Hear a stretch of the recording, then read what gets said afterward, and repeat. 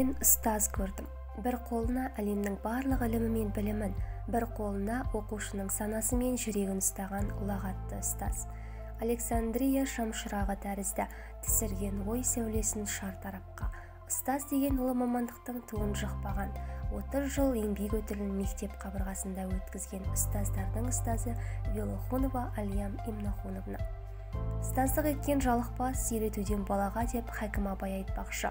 Алям Имнахуновна 30 жыл еңбек ете отырып, бір сәтке өзінің мамандығынан, тәңір дарытқан ұстаздық болмысынан ажыраған емес. 1985-1990 жылдар аралығында Абай атындағы Қазақ ұлттық педагогикалық университетінде оқып, 1991 жылы Абдулла Рузбакиев атындағы орта мектебіне орыс тілі мен әдебиеті пәнінің мұғалімі болып орналасып, 30 жылдай мұғалімдік қызмет атқарып келеді.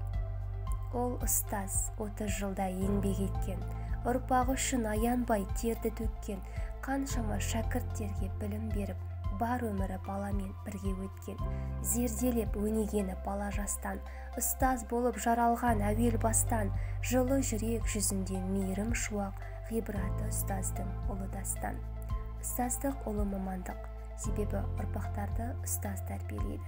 Болашақтың басшысын да, данасын да, ғалымын да, еңбекқор егіншісін де, кеншісін де ұстаз өсіреді.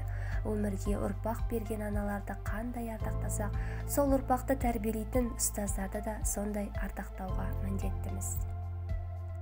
Мұғалім өткен тәжірибесін жаңамен ұштастыра алатын, кәсіби қызығушылығы жоғары, танымы биік, бастаған ісінің нәтижесін көре алатын, ғылыми зерттеу жұмыстарын таңдай білетін, педагогикалық үрдістің заңдылықтарымен етене таныс, оқытудың әдістемелік жаңалықтарынан хабардар, оқыту үрдісін ізденімпаздықпен арттыратын өз ісінің шебері болуы шарт.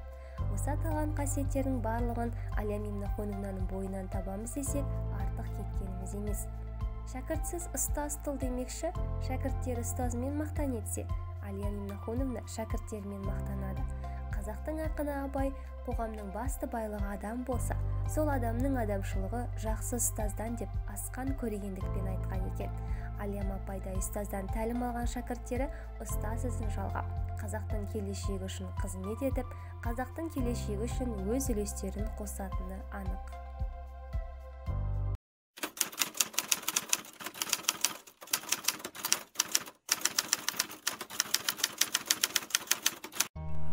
Менің педагогия оқушаным, мен орыс тілі пән мұғалім болған соң, менікі педагогическая кредо дейді ғой, кредо әртүрлі өзгеріп тұрады.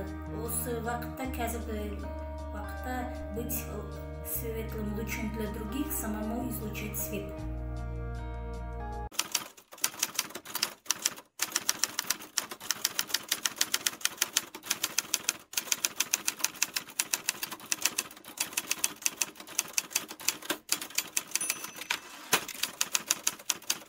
Ұстаз болу үшін бірінші ең маңызды менің ойым бойынша баланы жақсы көру керек.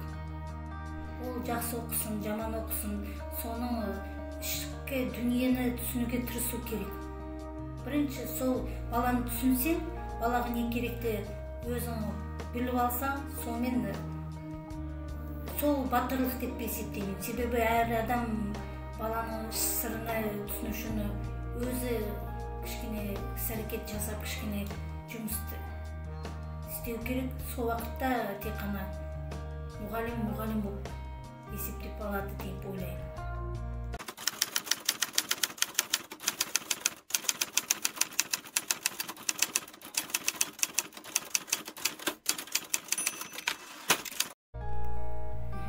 Алғашқы ұстаздық жылдарымыз енді қиындау болды ма, оны уже ұмытып та қалдық. Енді бір қиналған жерім, мен орыс мектепті бітірген, орысша институтта орысша бөлмесінде оқыған, соның үшін мен келгенде тек қана орысша балаларға түсіндіріп, орысша сөйлеп, балалармен кішкене қарым-қатынасымыз оншама дұрыс болмады. Кейін уже сынып жетекшілері сабақта кіріп, ата-аналардың нелер бойынша не қылып, қиын болған жерім, мен осы мектепке келіп, қазақ тілі мен ұйғыр тілін меңгердім. Балаларға түсіндіру үшін орыс тілінің ереже болсын, жаттығуларын орындауы үшін мен сол қазақшасын үйрендім, ұйғыршасын үйрендім. Сол кішкене сол қиындау болды демесем, бірінші сабақтарым өте жақсы өтті.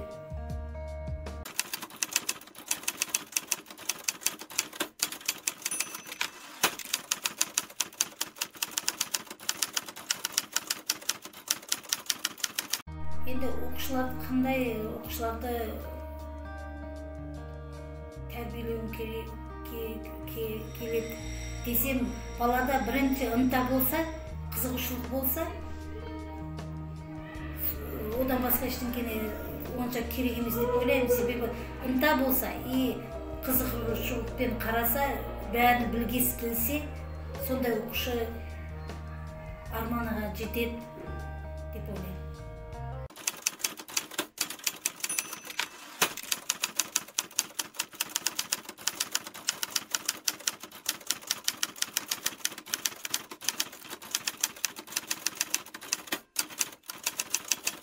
Ең алғашқы сабақ өткенде біз енді өте көп бір дүниелерді планировать қылып жасап кіріппіз де, и бәрін үлгереміз деп, сол уақытқа үлгере алмай, сол балалармен неғып үлгере алмағанға өзіміз ренжіп, мына жерде үлгере алмады, мынаны уақыт жетпеді деп неғып кетіппіз. Ол уақытта біз қиын болған жері, ол уақытта біз түсінбеппіз, что мақсатта, сабақтың мақсатына или қойған мақсатқа жету үшін кішкентай нәрседен бастау керек деп. Жастық дегенде біз бәріне көп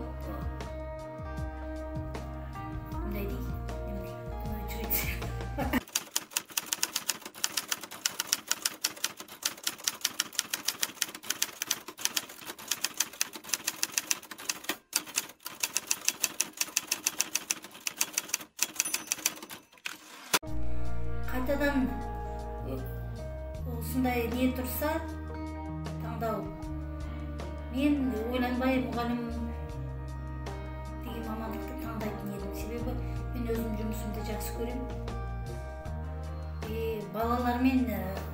Балаларға кіргенде бәрі өзіңнің қиыншылығыңды бәрін ұмытып қаласың. Солармен олар саған кішкене не береді, мәдет береді.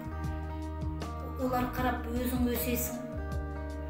Қызық балалармен жұмыс істеуге.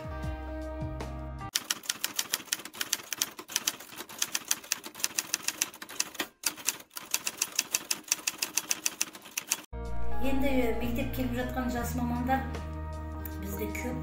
Қазір біз міне 30 жыл болыпты жұмыс істеп жатқанымыз. Айтатыным, тынбай, ерінбей іздену керек. Ізденіп, іс-әрекет жасап, оқушыларға деген сүйіспеншілікпен қарап, заманға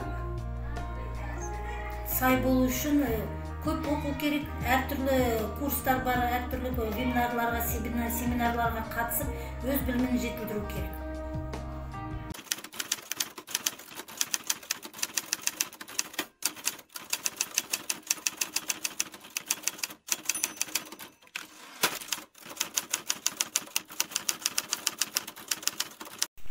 Биыл тәуелсіздік алғанымызға 30 жыл толып болды. Мерекеміз құтты болсын. Енді айтатыным, отанымыз үшін, осы өркендеп өсу үшін бәріміз атсалысып, балаларымыз білімді болсын, өз білімін өз жетілдіріп, осы отанымызға деген қызметті атқаруға бізді ерінбей, ауырмай еңбек етейік. Мұғалім мамандығы даналық пен жан жастығын, шығармашылық пен зор энергияны, мейірімділік пен қаталдықты біріктіреді. Сіздің еңбегіңізді бағалау өте қиын. Ол бағасы жоқ теңдессіз дүние. Сіз өзіңіздің жұмысыңызға көп күш жұмсайтыныңыз соншалық, кейде өзіңіздің жақын адамдарыңызбен өткізуге болатын құнды уақытыңызды жіберіп аласыз. Сізге күнделікті жұмысыңыздан рахат алуға, ұжымда жақсы қарым-қатынас болуын тілейміз. Деніңізге саулық, отбасыңызға амандық және өміріңіздегі ең жақсы күндерді тілейміз. Сіздің өміріңізде махаббат, сәттілік, құрмет, молшылық және бейбітшілік болсын. Барлық мақсаттарға жетуіңіз үшін зор күш-қуат және шығармашылық өрлеу тілейміз.